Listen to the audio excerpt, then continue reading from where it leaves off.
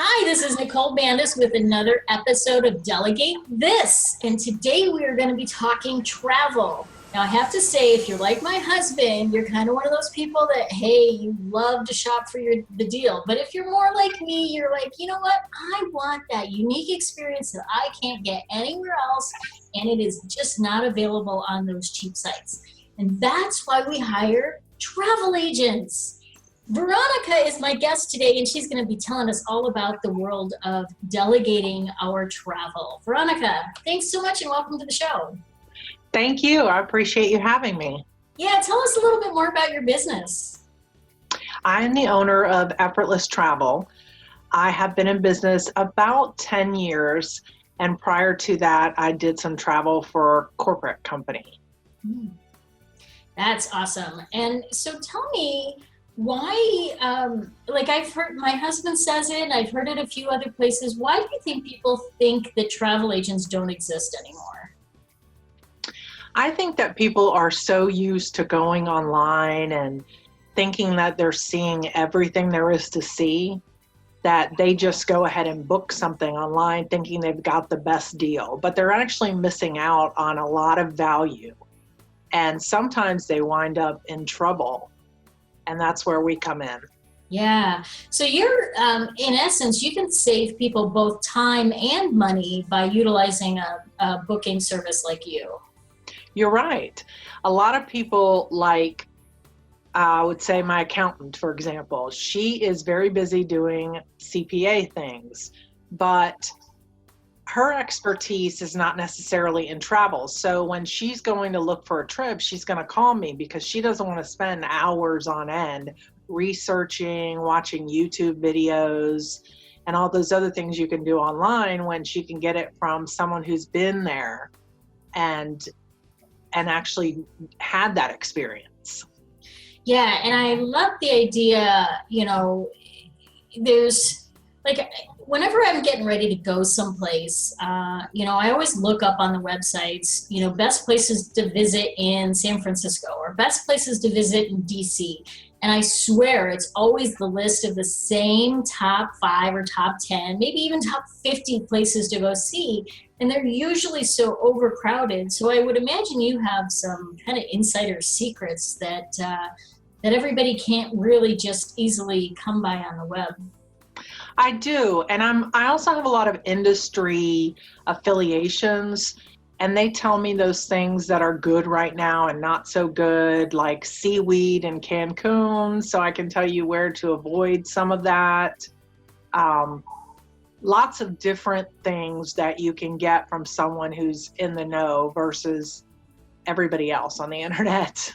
Yeah, that makes total sense. And I wouldn't have even thought about that. I'm really excited about this trip to Cancun. And you're like, do you know that we're back to back with hurricanes this season?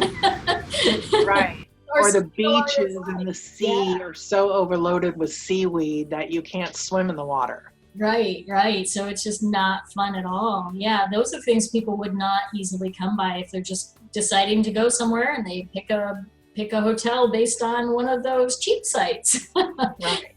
So why do you think that people tend to prefer, there's that group of people that are going to still go like my husband, do the cheap thing, they love the hunt kind of thing. Maybe, where's the difference between those types of individuals and somebody that's going to book your services? There are a lot of people who, for example, they use TaxAct. So they're using TaxAct for their taxes, and they have all these things that they just input. They're answering the questions. Everything looks great. But on the other hand, if they used a CPA who knew everything about taxes, those people could be getting all these different things that they're not getting, and they could probably be getting a lot of money back instead of paying money in. I don't know if I'm articulating this. Yeah, no, it makes sense. I totally understand. There's people that have simple travel and they can probably just as easily book those things on some of those cheap sites. But then there's other people that have more details and more organization and more, interaction and those kind of things, the last thing you want to do is end up in a foreign country where nobody speaks the language and you're totally stuck. So yeah, that makes total sense. So if somebody's looking to work with a travel agent, what is something that they should know? They should know that I work for the individual. I work with a lot of entrepreneurs, a lot of small business owners, people who are very busy and need my help. And although in general, I don't charge fees, I'm paid by, like, for example, Viking. If you booked a Viking cruise and you allowed me to do it for you, Viking pays me. And so the rate is either going to be the same or lower with me.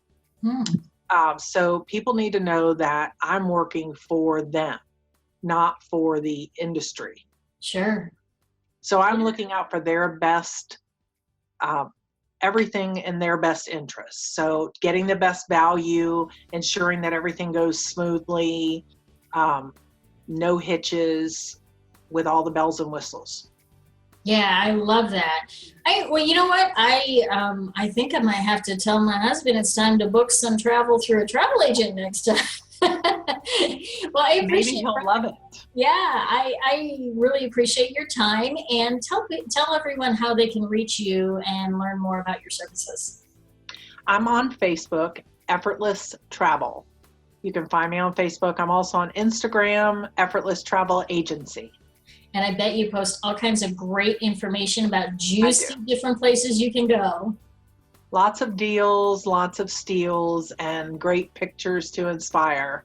Oh, I love it. Well, thanks so much, Veronica, for being on the show. And for every one of you out there, remember to delegate this.